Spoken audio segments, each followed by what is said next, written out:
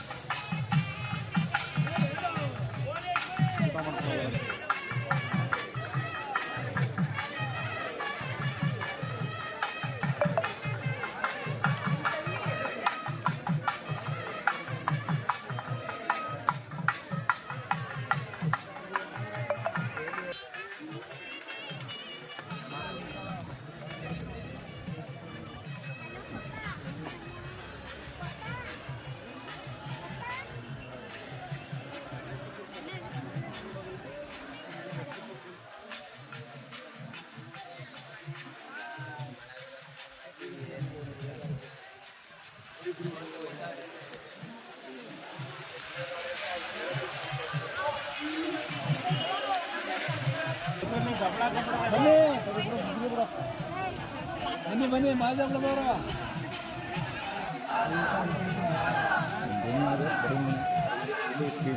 ಕತ್ತಿ ಹೊಡೆದಿತ್ತು, ಏನು ಕತ್ತಿ ಹೊಡೆದು ಹೊಡೆದು ಎಷ್ಟಾಗಿದೆ.